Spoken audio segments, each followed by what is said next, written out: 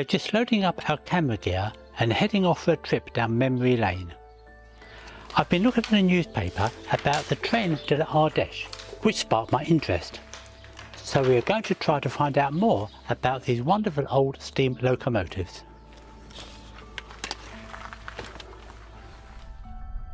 We're now on our way to the riverside town of Tournon-sur-Rhône, which is where the train starts from.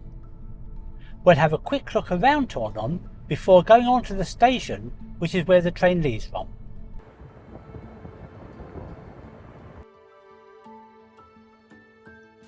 Perched on its rock, it is the castle of the Counts of Tournon that dominates this town. It was built in the 16th century and is one of the best preserved castles in the Ardèche.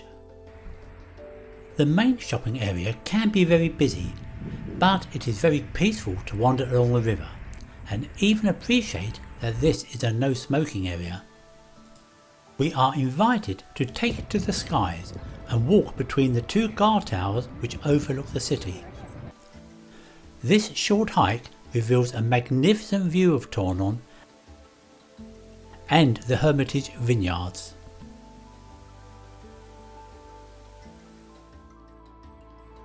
We have now arrived at the station where the train to the Ardèche departs. Two steam locomotives run along this route. One was built in 1903 and the other in 1932. These two mallet steam locomotives were designed especially for this line, and equipped with an articulated frame, allowing them to fit into the tight curves of the 1 metre gauge track. They each develop 400 horsepower and can tow a train with more than 600 seats.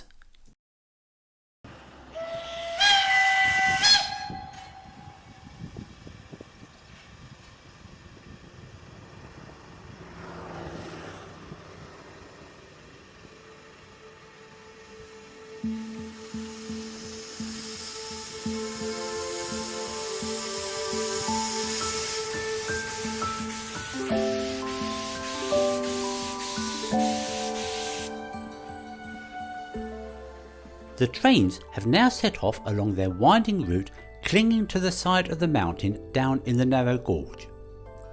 What we hope to do though is follow the twists and turns of this road, which climbs high along the side of the mountain, and spend a few days trying to find places to view the trains as they travel to their destination.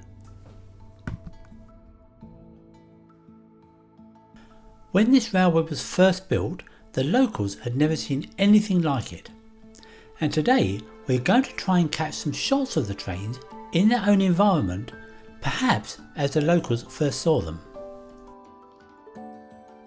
Taking 5 years to complete, work began on this railway in 1886 and mobilised more than 1,000 workers armed with pickaxes, shovels and a little dynamite. The winding route required 20 kilometres of retaining walls to be built to anchor the railway to the rock face along the Doubs Valley, as well as masonry viaducts and a tunnel, with all of the work being carried out on the backs of donkeys as well as the backs of the men. Many of those men were from the Ardèche and therefore spoke in patois. To designate this new means of transport, they spoke of le mastreux, which means that of Le Mastre. Since that time, the train has been nicknamed Le Mastral. In July 1891, the trains began to circulate at the rate of 3 daily round trips from Tournon to Le Mastre. The locomotives towed mixed trains, that is to say that freight trains and passenger cars are coupled in the same convoy. Very quickly, the traffic exceeded all forecasts, in particular for the shipment of wood, and the new, more powerful locomotives we see today were ordered in 1903.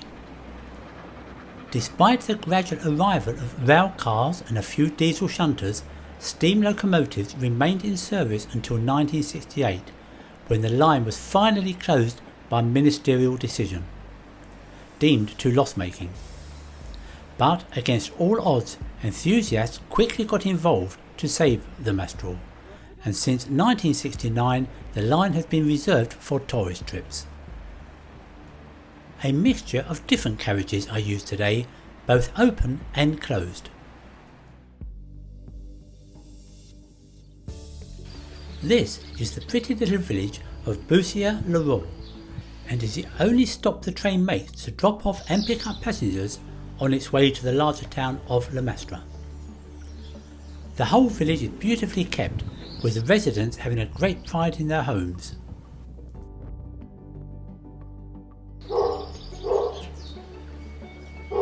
One resident even moved his car so that we could take a picture of his home.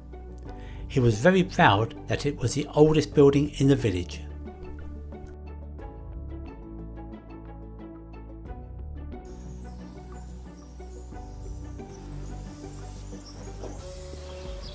Here at the station, we love the laid-back feel of this place. Children can wander around even onto the tracks without any problems.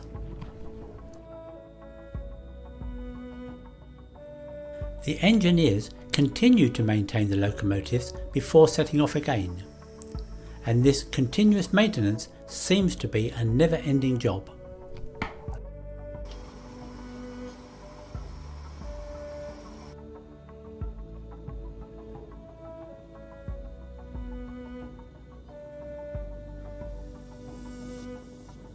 The train is now setting off once more to complete its 28-kilometre journey to Le Maistre.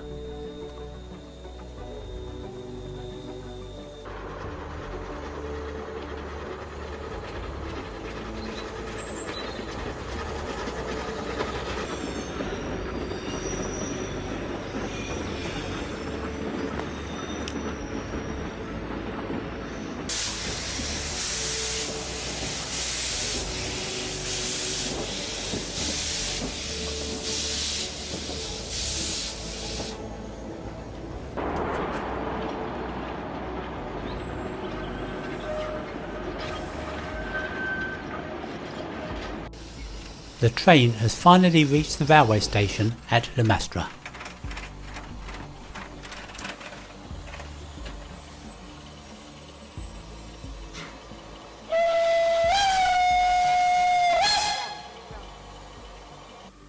Once the train arrives, the passengers quickly disperse. But quite a lot of the people bring their bikes along to either explore the area or maybe take an easy ride back down the mountain.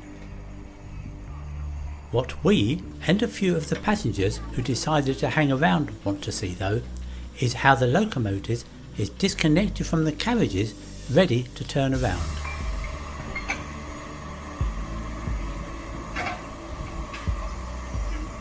Once disconnected, the locomotive can move forward, the points are changed and the loco can then reverse back down the adjacent line.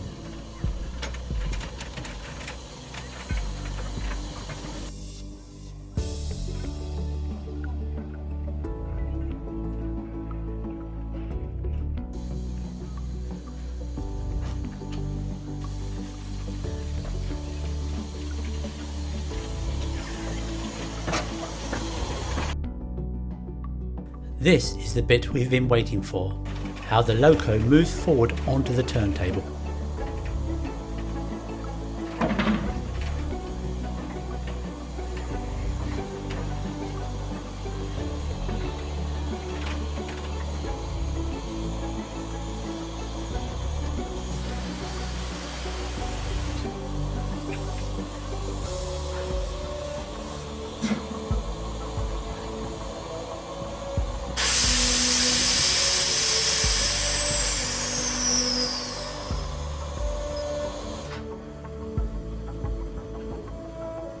Incredibly, it only takes 1 or 2 engineers to turn this monster around, bearing in mind that it weighs 20 tons.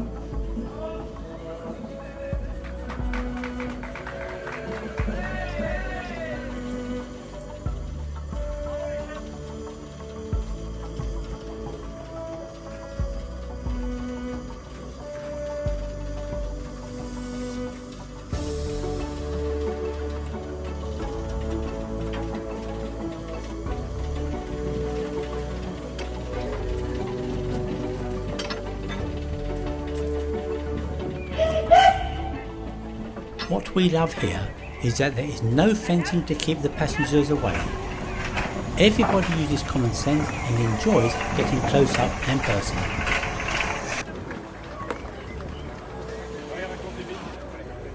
The engineers continue with their maintenance and refill the water tank ready for the return trip.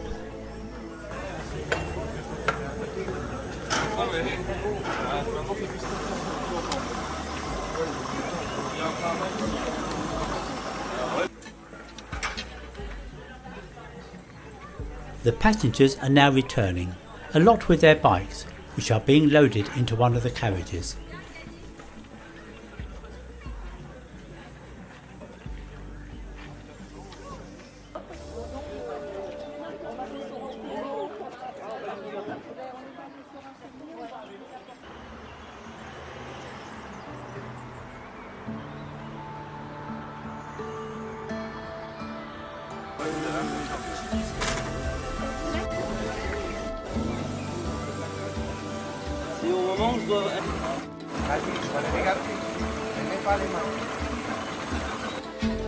A couple of train enthusiasts in the making.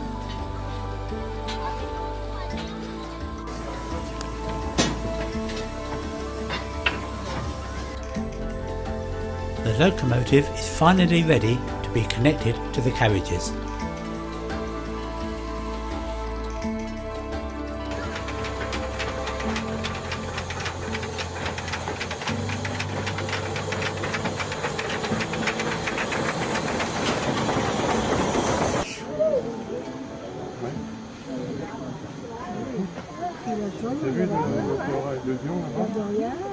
It all looks so easy.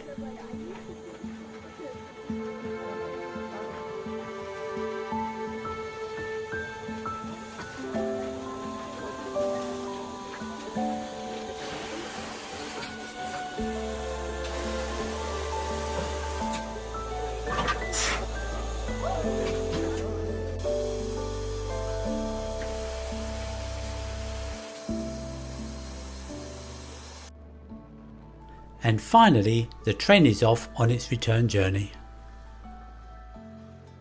But the train to the Ardèche is more than just a means of transport. It's a testament to the resilience of heritage and community. The blend of history, nature and culture that this train encapsulates continues to captivate hearts, forging a timeless connection between the past and the present.